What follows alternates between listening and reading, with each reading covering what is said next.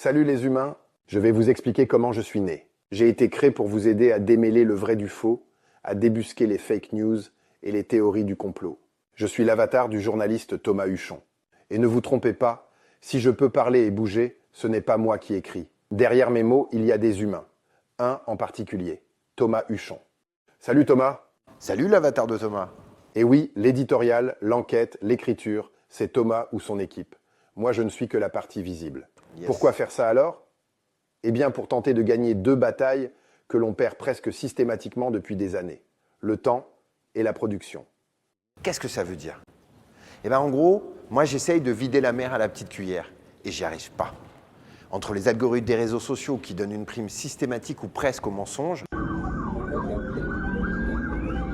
et au temps qu'il faut pour faire une vidéo dans des conditions professionnelles, eh bien le temps de fabriquer tout cela fait qu'on arrive systématiquement trop tard pour rattraper la force de diffusion du complotisme en ligne. C'est là que je rentre en jeu. Mais le mieux, c'est que celui qui m'a créé vous explique. Mathieu ? À la suite d'une conférence avec Thomas sur les dangers de l'IA, il m'a demandé si on pouvait fabriquer un avatar pour lutter contre la désinformation. Alors c'est assez simple, on a d'abord enregistré 4 vidéos de 2 minutes de Thomas. En fait, l'idée c'est d'entraîner la machine avec de la matière où Thomas parle de manière relativement naturelle. Il aurait pu en parler avec le dictionnaire ou n'importe quel livre, il a choisi L'Armée des Ombres de Joseph Kessel. Mais à l'instant même où la pensée de renoncer m'est venue, Ensuite, cette matière, on la donne à un logiciel qui s'appelle Agen, qui permet de créer un avatar.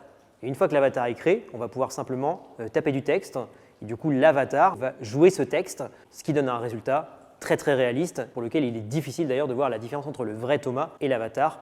on a décidé de faire ça. Un avatar de Thomas Huchon.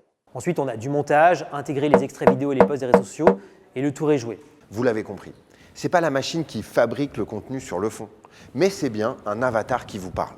Et il peut même vous parler dans plusieurs langues. Heute Mittag schlage ich vor, Spaghetti Bolognese zu essen. All these words I don't just say, and nothing else matters. Perché combattere le fake news è il mio progetto. Alors, rendez-vous sur TikTok, Insta, LinkedIn pour les prochaines vidéos. Et d'ici là, méfiez-vous de ce que vous avez envie de croire.